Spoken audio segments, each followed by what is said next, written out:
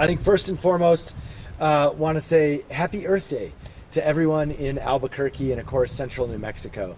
And this day ebbs and flows in terms of how much folks pay attention to it. But it really shouldn't, because it is one of those days that is a special day for us to reflect on all things environment, ecology, and climate, because it's such a long-term global issue. It's one of the few topics that truly unites us all. And so that's really what we're going to focus on today, with essentially, I think, one big step forward for the city of Albuquerque. And we're going to hear from some folks who've been heavily involved in this, and I'll introduce them when it's time for them to come up. But also fitting, it's a beautiful day in Albuquerque, and we're of course at our open space center right in the heart of the West Side Bosque, and the New Mexico spring snow is blowing a little bit, the cotton from the cottonwoods. And so this is, just a special place for us to live, but also a special place for us to reflect on things like climate change. So that's what we're going to talk about here today. Now, we know that, of course, the beauty of Albuquerque is a big part of what makes this city such a special place to live. And, I was lucky to be born and raised here and grow up with, sunsets on the Sandias and play in our local parks and foothills. And I'm now passing those traditions on to my own kids. In fact, this facility, which is now open in COVID-safe different ways, is awesome. And I'm a frequent visitor out here with my kids. And this is also our closest version to Bosque del Apache. So in the winter, you can come out here and you can see all the cranes and all sorts of things. So this is a very special location, but we want to focus, I think, at a bit higher level today in terms of our city's efforts to protect our natural resources and to pass on a legacy of that to future generations and leave Albuquerque cleaner and healthier than when we found it. That has always been one of our top priorities. Now, I want to touch base on some of the efforts that we've done in the last 3 years when it comes to sustainability and climate change. And as a whole, there are even different magazines and rankings of this. And the short story is we used to be in the bottom of the list, and now we're at the top of the list in almost every category. And that is a really good thing. And I'll touch on some of the reasons why. I think it was Earth Day or around Earth Day when I first took office. We were right here and we signed the Paris Climate Agreement, which, believe it or not, was controversial for some reason, but now much less so. And so we started with that 3 years ago. And we also put 38 solar projects on city-owned buildings. And we created our actual division of energy and sustainable management. And this is kind of a cross-cutting division that's really part of our municipal development office, but also has to do with environmental health and aviation and everything in between. And so they've been really coordinating the built infrastructure to bring more energy efficiency and sustainability to our city. We also upgraded, of course, our energy building codes for energy efficiency, which was a big effort that was actually led by council that we completed this year. We won the Bloomberg American Cities Climate Change Challenge with funding for our sustainability efforts. And we also, of course, partnered with P&M on the Solar Direct project. And this is something that we really kind of rolled out during the pandemic, and a lot of folks still don't know about. But out in the Jicarilla Apache Reservation, that direction, about 200 miles, there is a huge piece of land that is going to provide 80% of the renewable energy for the city's use right here in Albuquerque. And it's kind of a fun fact, Silver City is the other city involved in that project too. So we kind of have a partner with us in that, in Silver City down south. And when you put all of this together, we are on track, more or less, to be 100% renewable energy in terms of city government by 2025. That is moved way up from, I think, the initial projection of 2045. So in the last 3 years, we've gained 20 years when it comes to sustainability. So this Earth Day, we've taken a next step and re-updated our city's climate action plan. And does anyone remember the last, because we had one before? 2009. Since 2009, so 11 years in the making, we now have the 2021 Climate Change Action Plan. And this was literally a community effort from all the folks behind me to put this together. And so we're going to talk about some of the details in that process in here. But Albuquerque is fortunate to now have an upgraded plan that is relevant in these times, which obviously a 2009 plan was not. It was out of date a couple of years after it was done and never updated. So another area in which we are catching up.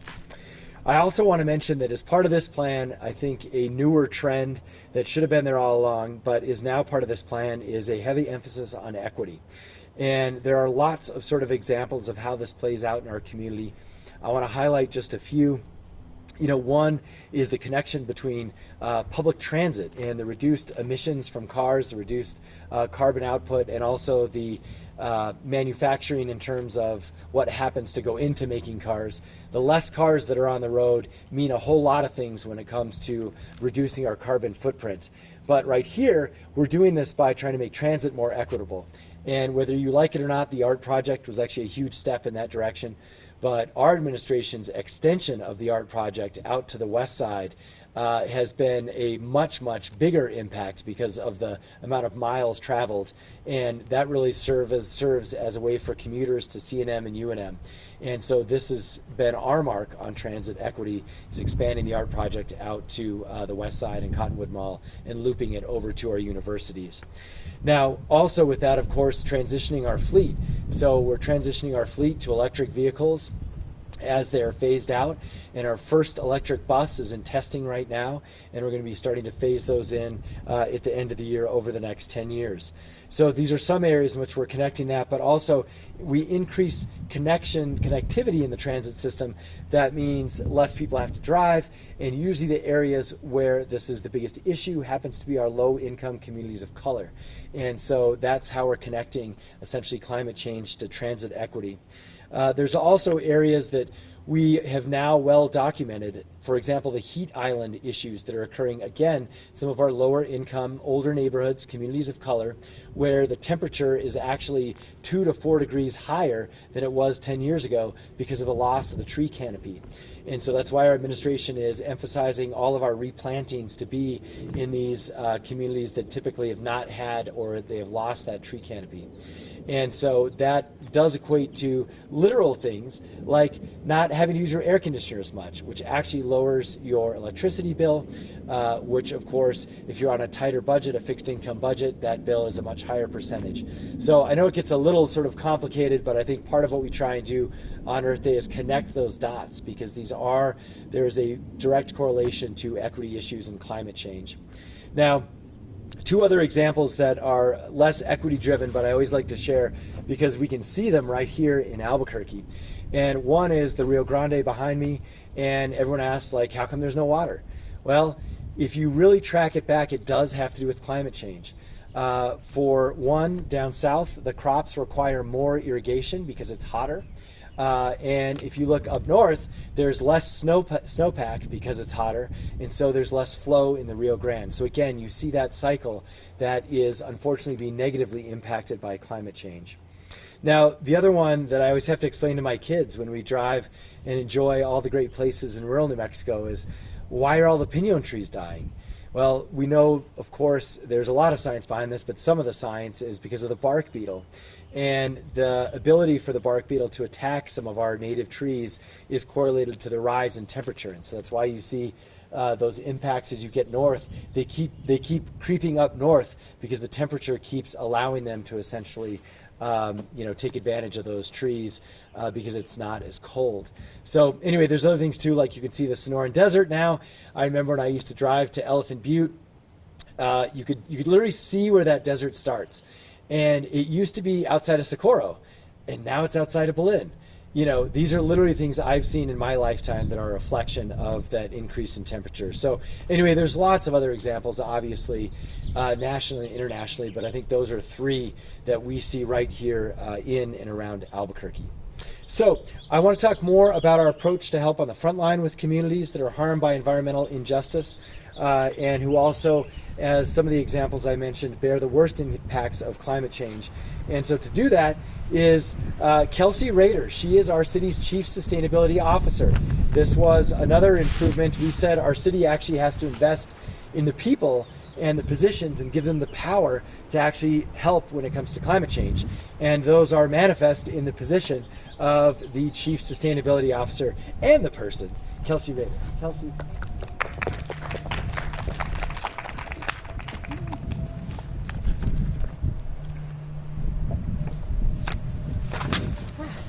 Good afternoon, everybody. Thank you so much for having me, and thank you so much to Mayor Keller. I'm incredibly grateful to serve with Mayor Keller. He's, again, as he mentioned, created the Sustainability Office, which has really centralized the city's response to climate change. And as a part of that, we've been able to really spearhead this effort to update the city's climate action plan for the first time in over a decade. This is a really significant action, specifically because of the driving factor of its rootedness in community. This plan is built on over 3,000 survey responses and responded to 600 public comments. We had 19 community members drive this plan. City's role was to make sure that climate action folks were able to really articulate the needs of Albuquerque's communities across the city and ensure that this plan was reflective of people's lived experiences. The result is that we have developed 50 strategies that cover transportation, building emissions, economic development, and more. From supporting local food production to transitioning public transit to clean fuels, this plan looks at the human and environmental impacts of climate change as a whole and points us to where we need to go. This plan was made by community to mobilize actions by members of the public, organizations, and institutions across Albuquerque. Everyone has a role to play in this plan, and we're excited as the Sustainability Office to make sure that we are able to monitor, support, and help to implement the actions articulated in this plan. Thank you again to our task force members. For the last 10 months, they have worked tirelessly and connected with their communities again to ensure that this plan is really going to articulate the future for our city for years to come. Equity is again in the driver's seat, and we are so thankful to be able to release this plan again today. Thank you.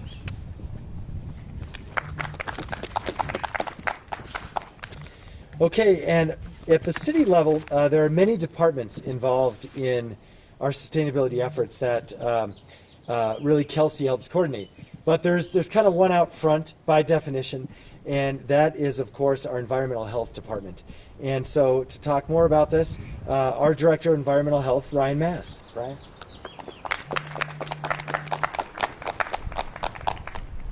Thank you, sir. As Mayor mentioned, Albuquerque has had a lot of sustainability wins under his leadership, and a core tenet of the future growth of the city, and in fact, a key element of why my family was attracted here, is his vision and efforts that he's put in place. But we collectively know that there's a lot more work to do. This plan that we are formally launching today builds upon the success the city has already had thus far and lays out a roadmap for a healthier future in Albuquerque. This climate action plan is the outcome of bringing together the best local experts and advocates to identify those actions that are most relevant and important to our communities. And the process that we use will serve as a model to cities across the country and, of course, in fact, the world on how to ensure the voices of those who are most impacted by climate change are leading the discussion on how to combat it. Introducing a climate action plan right now is so critically necessary. And we did this not just in spite of the pandemic, but because we knew that it would be so important to prepare to begin implementation in its wake, to help ensure a more green and just recovery. We have a long way to go to undo historic environmental injustice, especially in communities of color. And this plan is a step toward the future where we are leaving a better, more equitable Albuquerque for all. A critical component of the Climate Action Plan's goals, method, and success is its rootedness in community. So I want to thank New Mexico First for their important work as facilitators throughout this lengthy planning process. And I think we all owe a tremendous debt of gratitude to all the great task force members for their recommendations and representing their communities in a very bold way. Based off of the results of the citywide survey and later task force consensus, the plan that we're announcing today, the policy recommendations contained therein, are organized under 7 core themes, including sustainable buildings, renewable energy, clean transportation, waste and recycling, economic development, education and awareness, and finally, climate-conscious neighborhoods and resources. Together, the updated 2021 strategies present a focused, actionable pathway to fulfilling of the vision of a more sustainable and equitable Albuquerque with opportunities for engagement for all members of the greater community. Finally, I'd be remiss to not thank all of the great city staff that have worked on this throughout the process to ensure that we were able to deliver such a meaningful plan for the future of the city of Albuquerque. And these include Kelsey, Sydney, Alice, Natalie, Safe, Maya, Agnetica, Ann, Lauren, and so many more from all the departments of the city that contributed to this great plan that we're launching today.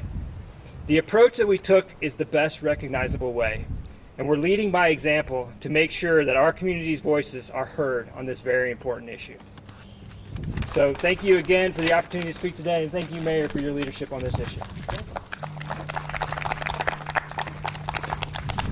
Thank you so much, Director Mast. And yeah, he was one of our great lures.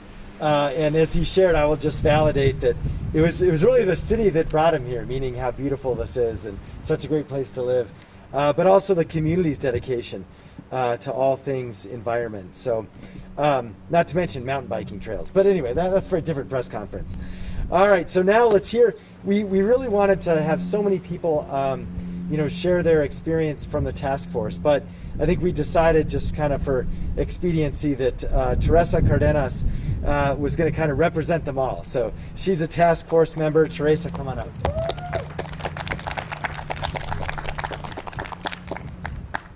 Thank you, Mayor.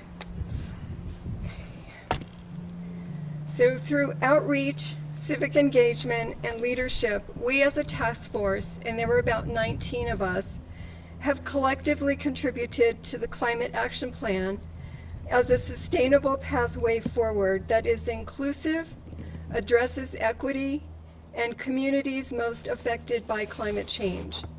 We met over a number of weeks, seems like months, working in groups to develop strategies to help Albuquerque become a lot more resilient and really confront a number of climate challenges that we have. And one of them is equity in areas of the city that are most vulnerable. The process was comprehensive and inclusive of many strategies that would set the city's new climate policy plan. Our task force meetings were open to the public, and nearing the final process, we asked the public to help us prioritize the many strategies that we had come up with that could actually be implemented. As a task force member, I thought each member put forth the best of their expertise and commitment to equity as they represented each one of their communities. Thank you.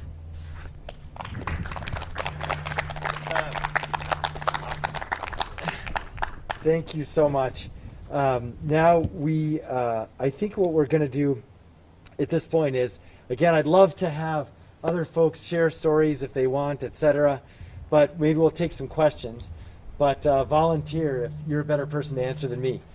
So, are there any questions? Yeah, let's start out and see if we have any questions in person today first. Yeah, I just want to see if you can talk about the plastic bag ban. Is that something that's working to your plan? Because I know some stores are allowing personal bags back. So is that something that you'll be enforcing again? Yeah, sure. So I'm happy to answer that question. I have to laugh because the first question was not about the climate report, but fair. It's always fair. So, okay, well, look, with respect to the bag ban, here's what we're going to do. Through the emergency order, it's on hold. In other words, we're not enforcing that, and that's been this way through the pandemic. And we know that should at least stay until the pandemic is sort of over, and we don't really know when or how that will be defined. So we're going to reevaluate the bag ban and how it'll be implemented when the pandemic's over. So roughly, I think we'll work with council and we'll kind of pick this up probably in August.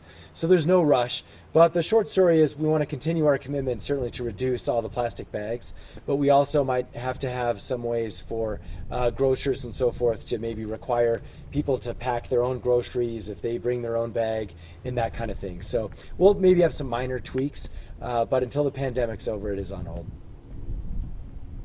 All right, any other questions in person or move to Zoom?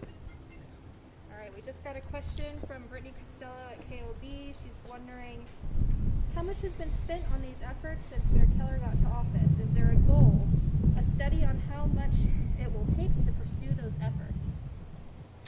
Thanks so much for that question. And the question is about how much we've invested in terms of our sustainability efforts and what is sort of the goal going forward.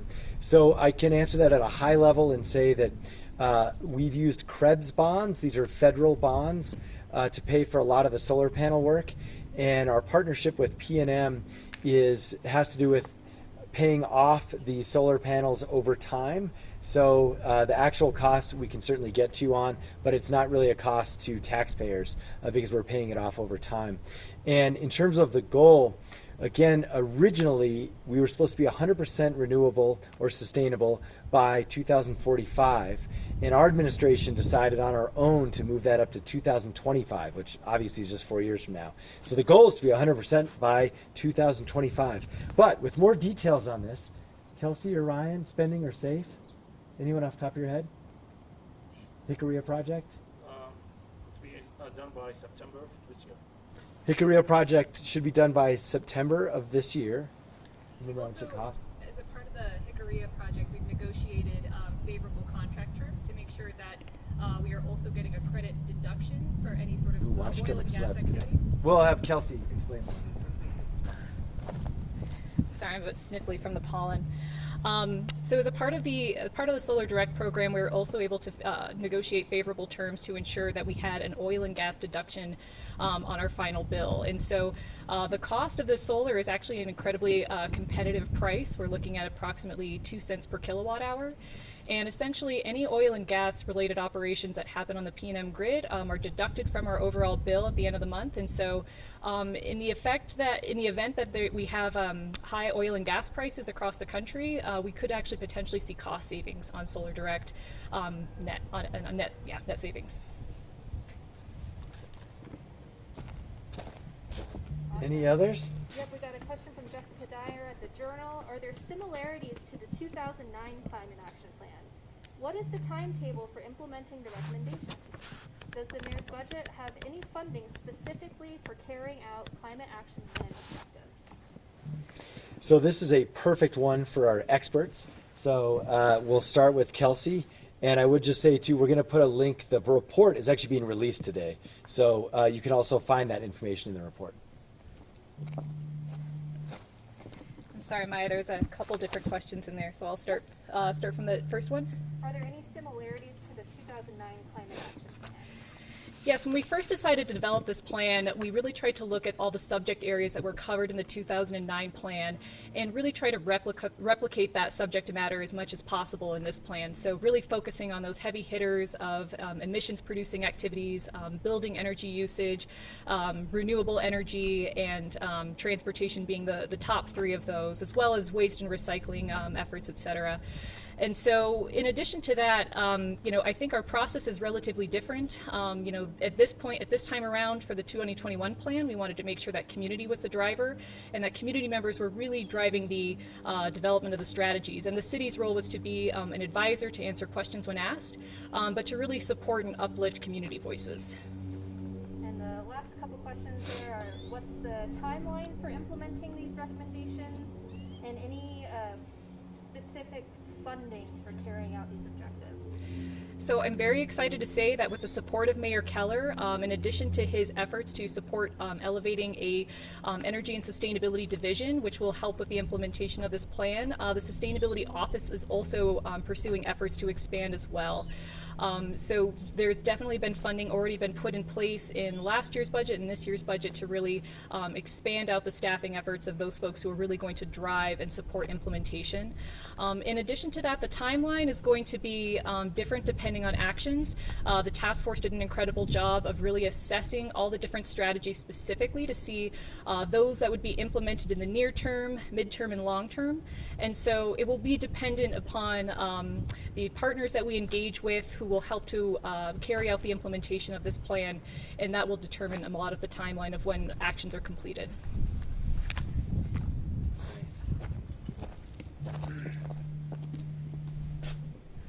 All right, any others?